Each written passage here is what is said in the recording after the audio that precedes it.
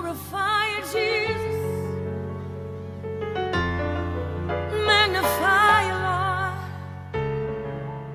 You're worthy of the glory, Lord. The kingdom of heaven is at hand.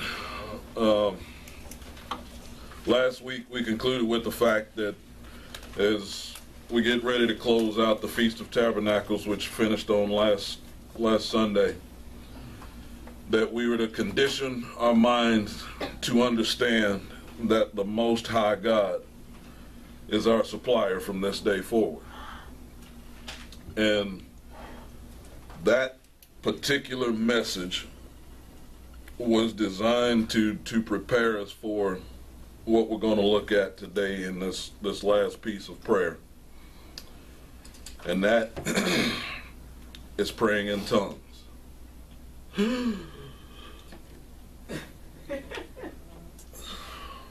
What is that?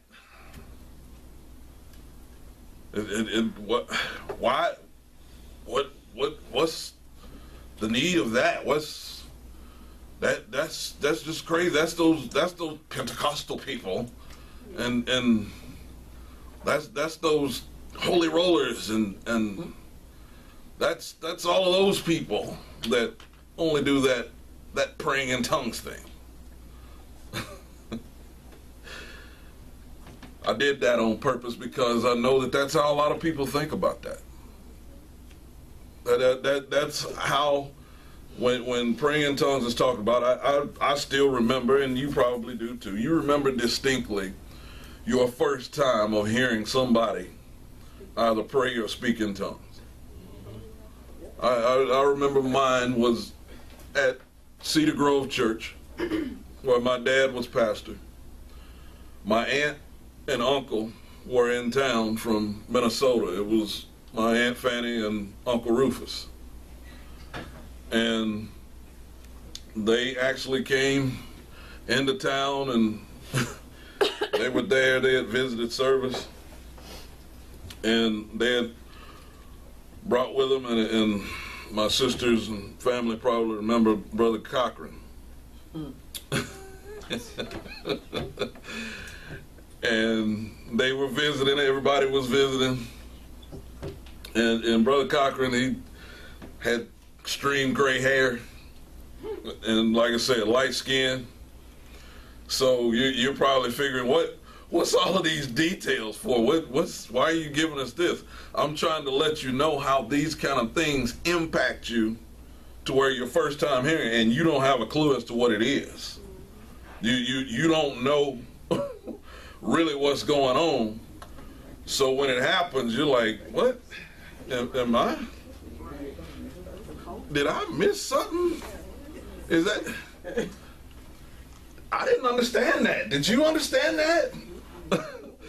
So my dad had asked, if there was any visitors, and they stood up and they talked about how they enjoyed the service. And while Brother Cochran was talking about enjoying the service, he started speaking in tongues.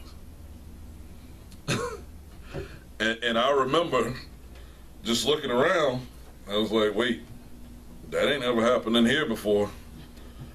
And what is this? Is he crazy? And then of course there's, other young folks. I was young at that time. I don't remember exactly how old I was. I know I was under 10. And there were other young folks around, and I remember them laughing and snickering because, like I said, what is this? What is this noise we're hearing? What is this? What is this talk? What is this?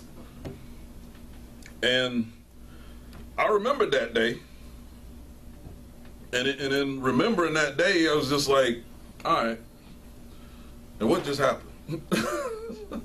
Because Mom and Daddy didn't talk about it. Didn't nobody say anything about it in church. And nobody said anything about it from that point forward. Never got mentioned, at least not in front of me. Never got mentioned, never got explained, never got nothing. I'm just like, all right. Now, are we just ignoring it? I know y'all heard that. I know you saw it. somebody need to be explaining what this man just done, because I ain't never seen nothing like it. So then, grow up, start going to different churches.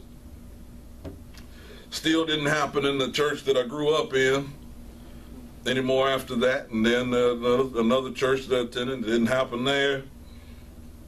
Then once I changed that church, went to another spot, didn't happen there. And then we went to this church.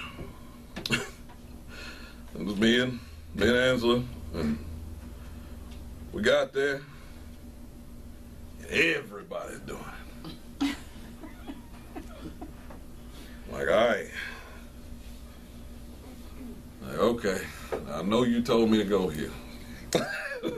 I'm having this conversation between me and him, because I'm like, now I know you told me to go here, but really? Now mind you, that when we went to the church, everybody there was white, praying in tongues. What comes in this little black brain is Jim Jones and the Guy in a Tragedy. Those of you who are young, y'all don't know what that is.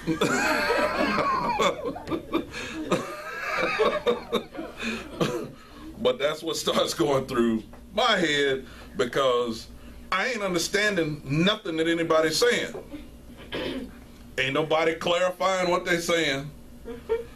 So now I'm checking myself. I'm like, all right, am I awake? Am I not? Am I dreaming? What's going on? Because I ain't understanding what nobody's saying.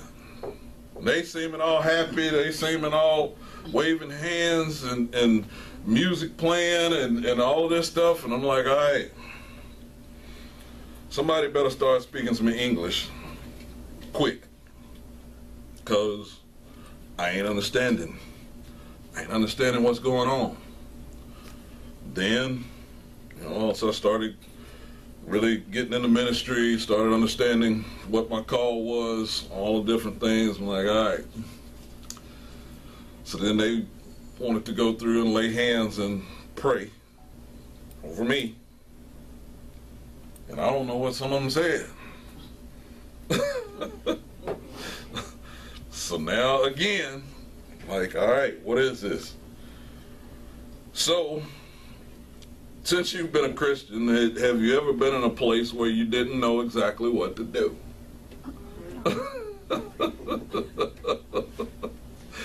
And that was where I was at. I'm like, okay, I know I heard the call. I know I heard go here. I know I heard get to this place. I know I heard every single detail. I can't deny that.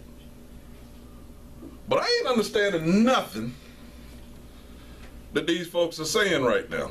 And they supposedly praying over me. and I got another instance that I'm going to tell you about here in a little bit. But in those instances, I'm feeling something, but at the same time, I'm fighting what I'm feeling, because ain't nobody explained to me, what is this? What is this that's going on? What is this feeling that I am having? Also, what is this that these people are saying? Because it ain't doing me no good if I don't know what they're saying. I don't know what I should be doing. I don't know which direction I should be going. And they're saying this is what's supposed to be happening. So now I'm stuck. I know I'm called, but I also don't know what these folks are saying.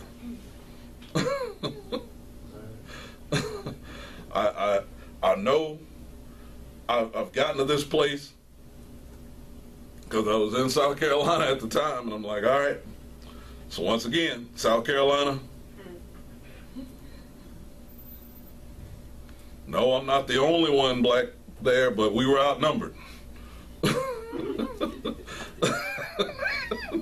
I'm just being real. I'm letting you know what kind of things go through your head during instances where you don't know what to do, but yet you realize it's not necessarily a threat, but then all of a sudden it kind of feels like a threat because you don't really know what's going on. And since you don't really know what's going on, you're unsure if they're talking in code just to try to wait and hem you up, or do so? What are we doing here? I'm just laying it out there. I want you to see that. So now I'm